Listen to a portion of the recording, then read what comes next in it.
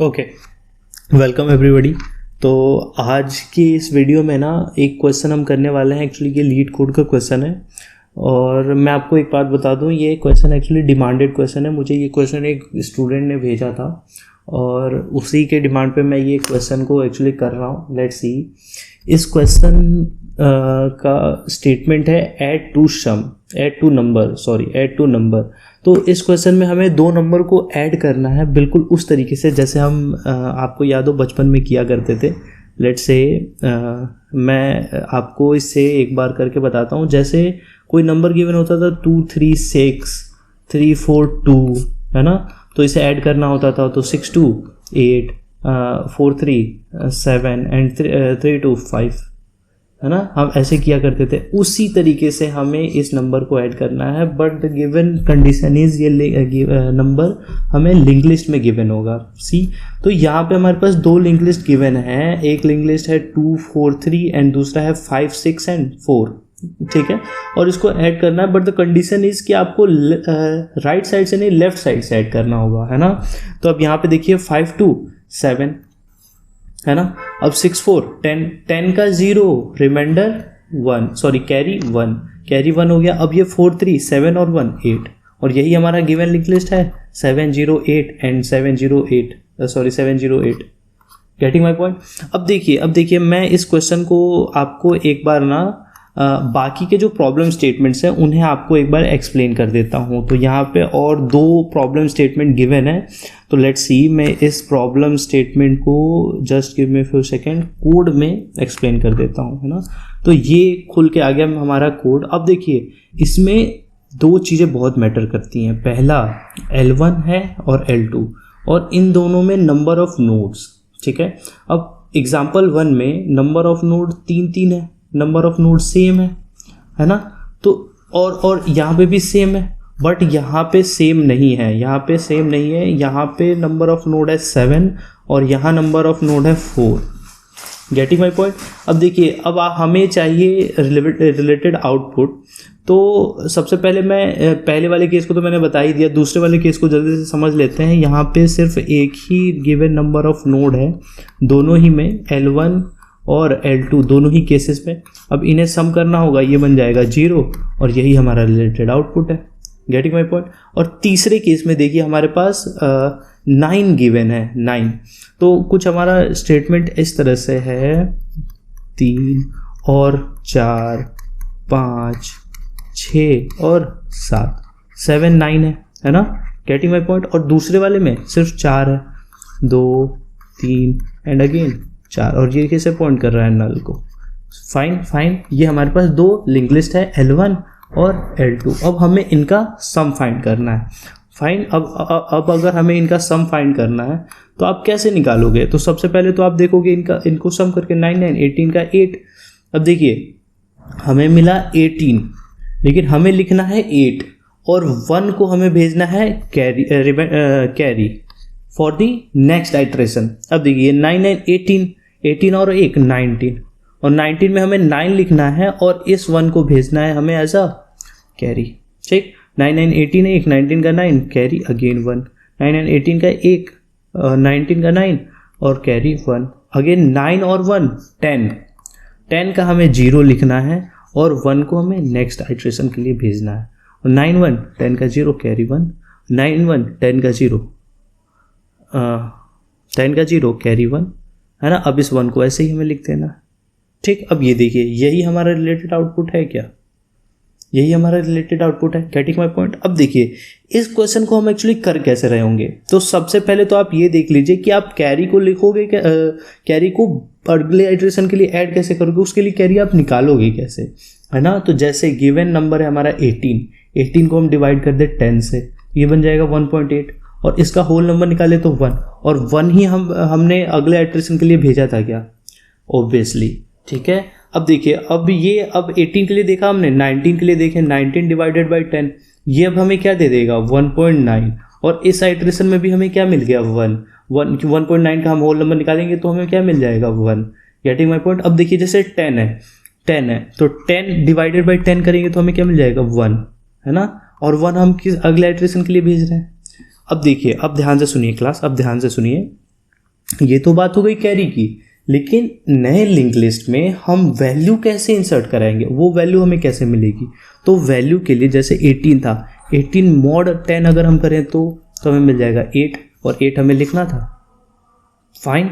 अब देखिए 19 mod अगर 10 करें तो हमें क्या मिल जाएगा बताइए, 9, और 9 ही हमें लिखना था। ठीक, तो यहाँ दो स्टेटमेंट बहुत मैटर करते हैं, एक तो सम डिवाइडेड बाई 10 और एक सम मॉडुलो 10। ठीक है, डिवाइड और ये मॉडुलो, इन दोनों को हमें बार बार यूज़ करना होगा हर आइट्रेशन के लिए। Getting my point. तो I think problem solving approach आपको समझ में आ गया होगा। जल्दी से हम इसे कोड करके देखते हैं, है ना। तो let's see, I am going to code see, थोड़ा सा इसे मैं बड़ा कर दूं, नाउ इट्स बेटर।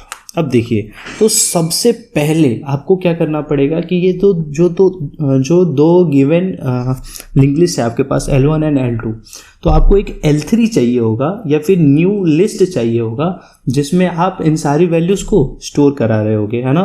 तो नया लिस्ट क्रिएट करना पड़ेगा सबसे पहले आपको। तो नया लिस्ट क्रिएट करने का मैं कोड एक्चुअली यहाँ पे जल्दी से लिखता हूँ।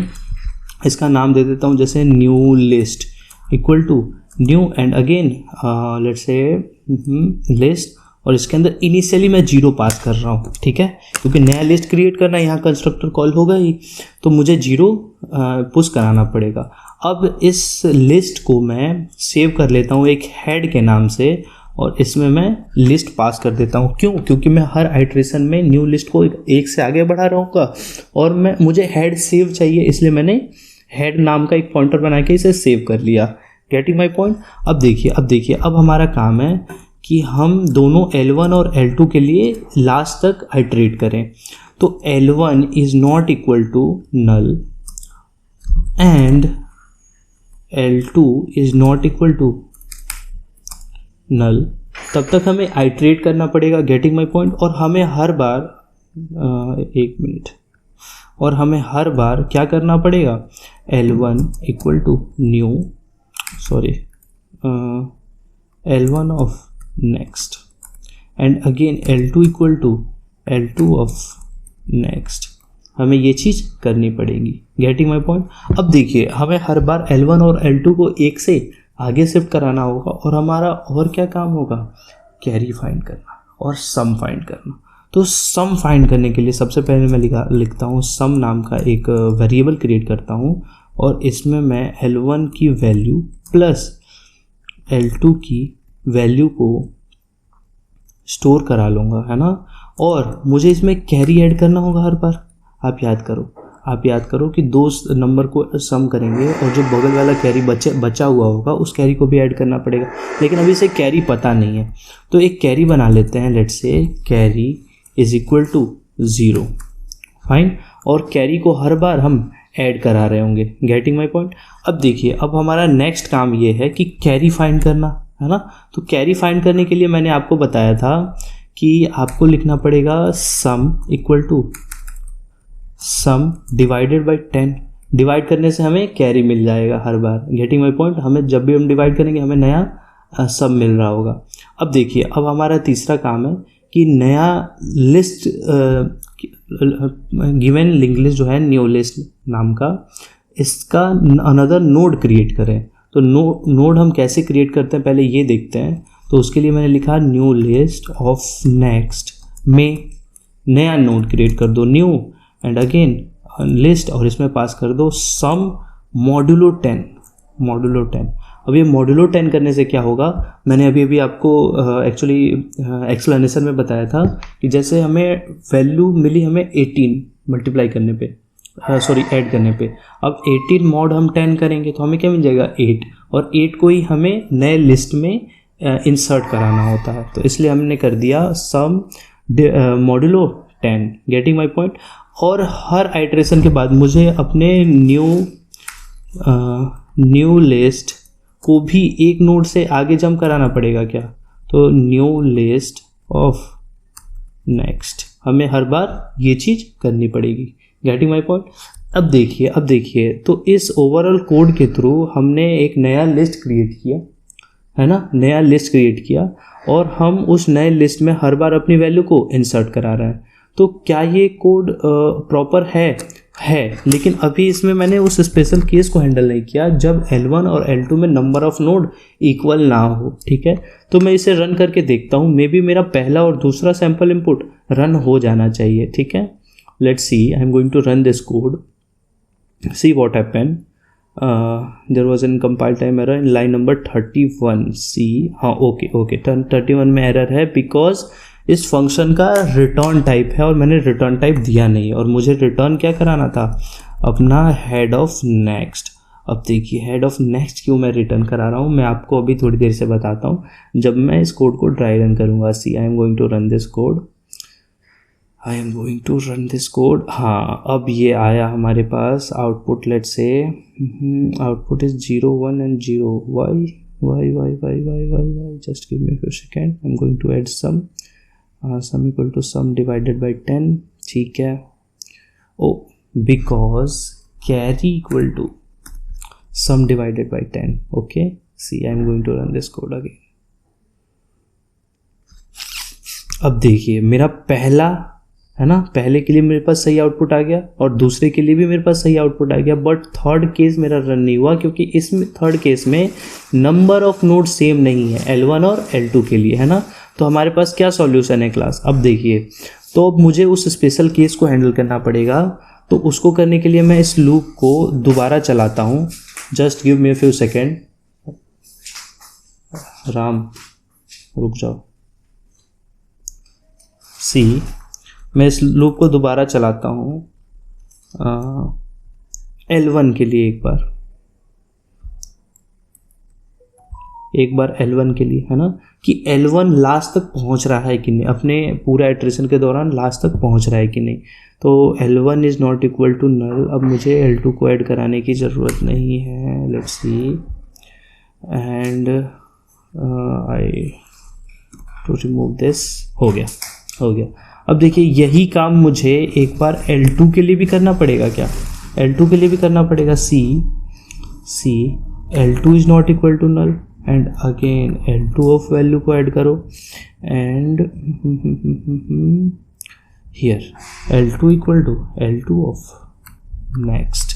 अब ये हमने कर लिया अपने उस स्पेशल केस को भी हैंडल, बट अभी भी इसमें एक प्रॉब्लम है ना, और वो प्रॉब्लम ये है कि ऐड करने के बाद जो सबसे आखिरी वाली वैल्यू बचेगी, see, if I am going to clear this and जैसे 1 2 3 4 5 6 7 ये था और अगेन 1 2 3 4 ये था, और मुझे इसे ऐड करना था और मुझे लेफ्ट साइड से ऐड करना था। 9 and 18 का 8 कैरी 1, 9 and 18 8, 19 का 9 कैरी 1, 9 and 18 19 का 9 कैरी 1, 19 का 9 कैरी 1। अब 9 1 10 का 0 कैरी 1, 9 1 9 1 10 का 0 कैरी 1, 9 1 10 10 का 0 और अगेन कैरी 1 हुआ ना, और इस 1 को हमें यहाँ लिखना है ना। अब लेकिन हमारा आउटपुट सिर्फ ये आ रहा होगा। See I am going to run this code again, just give me a few second, और हियर यू कैन सी हमारा जो आउटपुट आ रहा है ये बिल्कुल इससे रिलेट करता है ना। हमारा लास्ट ये 1 ऐड नहीं हुआ, है ना, और हमें सिर्फ ये मिल रहा है। तो इस 1 को ऐड करने के लिए इस स्पेशल केस को हमें हैंडल करना पड़ेगा।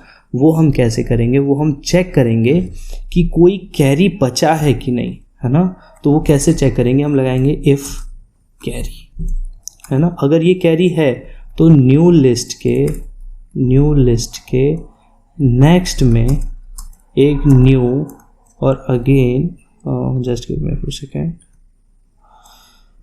लिस्ट नोड क्रिएट करो और उसमें पास कर दो क्या, कैरी।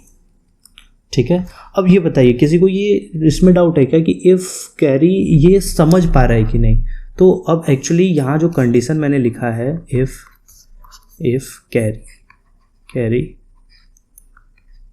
कैरी ये जो कंडीशन लिखा है ये ट्रू कब होगा इसे समझते हैं ना, कि ये डिपेंड करेगा कैरी की वैल्यू पे। तो 2 ही नंबर एग्जिस्ट करते हैं बाइनरी लैंग्वेज के अंदर, एक तो 1 एक तो 0, या तो 1 या तो 0। इफ़ 0 अगर जीरो है, अब ध्यान से सुनिए, इफ जीरो है तो इसका मतलब क्या है, फॉल्स। और जीरो के अलावा कोई भी नंबर है तो इसका मतलब है ये ट्रू। ठीक, अगर जीरो हुआ तो हमें पुश कराने की जरूरत नहीं है, इफ कंडीशन हमारा फॉल्स हो जाएगा। और जीरो के अलावा कोई भी नंबर हुआ तो हमें पुश कराने की जरूरत है। तो मैंने इस स्पेशल केस को भी यहाँ हैंडल कर दिया। इफ कैरी, देन नया लिस्ट क्रिएट करो, नया नोड क्रिएट करो और उसमें कैरी को पास कर दो। ठीक, अब देखो, अब मैं इस कोड को रन कराता हूँ। Let's see, I am going to run this code and we get our related output. हमारा तीनों ही केस सक्सेसफुल रन हो गया है ना। अब इस कोड को मैं जल्दी से सबमिट करता हूँ, just give me a few second. और देखिए क्लास, अगर आपको किसी भी लॉजिक में किसी भी टॉपिक पे डाउट आया हो तो आप ज़रूर से मुझसे पूछ सकते हैं। आप कमेंट सेक्शन में अपना आंसर अपने क्वेश्चंस पोस्ट कर दीजिए, या फिर आपको किसी और प्रॉब्लम का सॉल्यूशन चाहिए, या फिर कोई एक स्पेसिफिक टॉपिक आपको पढ़ना है तो आप please, it's was my humble request, आप कमेंट में मुझे ज़रूर बताइए, है ना। अब देखिए, ये रहा मेरा ओवरऑल कोड और मेरा कोड एक्सेप्ट हो चुका है। मेरा ये कोड बिल्कुल प्रॉपर है और सारे ही टेस्ट केस के लिए ये रन हुआ है। Getting my point. अब देखिए, ओके,